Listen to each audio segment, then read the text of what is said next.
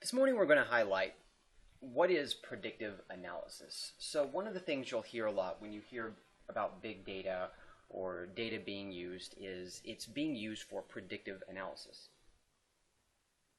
Now I'm going to illustrate this in kind of a simple example because we do it on a daily basis with our brains. When I was a kid, one of the things that I loved to play with was cars, and they had these road carpets, and you could play with cars on these road carpets.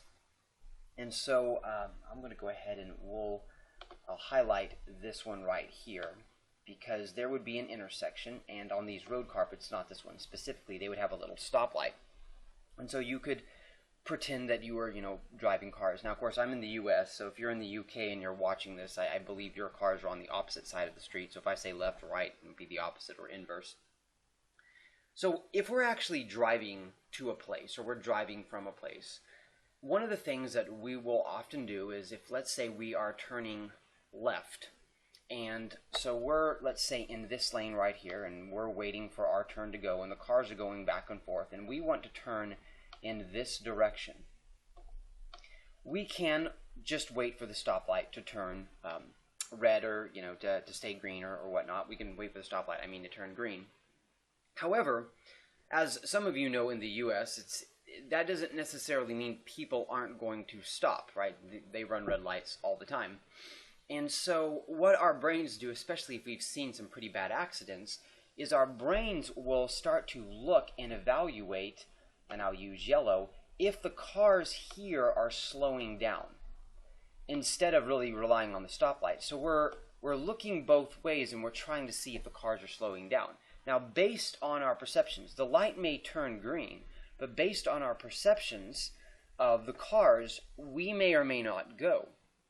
And I've seen accidents that were awful. In fact, when I was in college, one of the accidents that I saw that was very much like this, I actually went, and the lady behind me was smashed into by a person going this way. And the person was trying to run a red light. So I barely got, I got through, but I realized if I had waited 2 or 3 seconds, I would have been dead. And the person on the driver's side was killed, and she had a baby in the car. The baby lived, but she passed away. It was really awful. But it was one of those moments. It's one of the reasons why I will actually still stay paused when there's a red light, because I've seen some accidents that happen when you assume that, oh, people are going to slow down. So what our brains are doing then is our brains are actually trying to predict what these drivers are going to do. If they look like they're slowing down, we may go. But what happens if they don't look like they're slowing down? We're not going to go. Now, understand that we actually have no idea what they're going to do. We don't actually know if they are slowing down. Really, we can't determine that when we look at those drivers. We can only guess, like that car looks like it's coming pretty fast. But what our brain is essentially trying to do is it's trying to predict an outcome. And it's predicting an outcome based on data. Now, a lot of people will say, and especially I live in the United States, and so if you're from another country, that's awesome, because I don't know how it is, but it's probably not like the U.S., where everybody in the U.S. likes to brag about how they're really bad at math.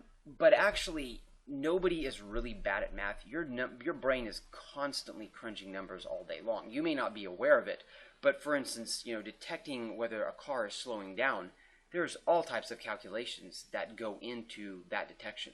Your brain is evaluating that. It's just intuitively evaluating that.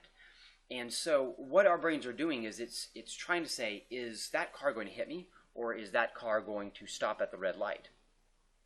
So predictive analysis is something that we use data for. We're trying to determine a specific outcome.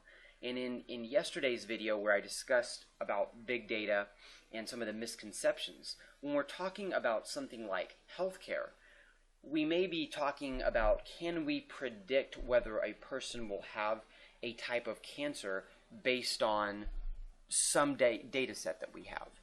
And one of the things that I want to bring up is, like the previous video, we discussed about, right now the medical approach, which is very sad, is a very small sample size. We look at the patient's past, we look at the patient's family, but we don't actually have this huge data set in medicine to look at.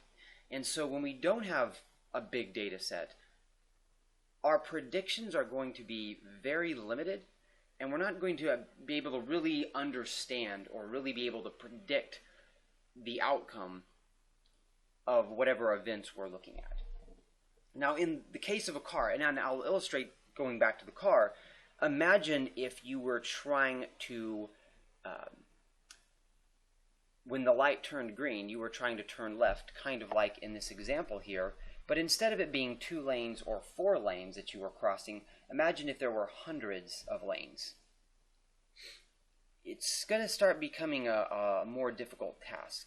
And that's one of the reasons why predictive analysis, when it comes to small data sets, are not super difficult. Okay, that can be done. We can predict, whether if you're a small company, whether a customer who buys, let's say, one item, he wants this item, whether he or she is going to buy, this item over here. In a small company, that would be relatively simple. But in big data sets, for instance, we're talking about medicine, we're talking about genetics and all the genetic variation, that would literally be like putting thousands of lanes. It's going to be very difficult for your brain to be able to detect all of the different cars in those lanes that are stopped. So we use this all the time. We use this on a daily basis. It's nothing new. Our brains are constantly trying to predict things. But what is awesome about predictive analysis, and what is, if you want to say, new about it, is that we do require a great deal of data in order to predict some outcomes. Not all, but in some outcomes we are going to require more data. And just like with medicine, the reason why it's important to have these data, the reason why we're facing problems right now, is because our data sets are so out there. You probably have heard of like HL7, different data formats, especially in medicine. Local doctors often have their own formats, and it can be very frustrating to try to put these all together and have these data sets to look at. So predictive analysis, we're trying to predict an outcome, but in order to predict that outcome, we need the data. Just like when we're stopping at a red light, we can look both directions, so we can see as much data as we need and then determine based on those cars' movements, are they slowing down?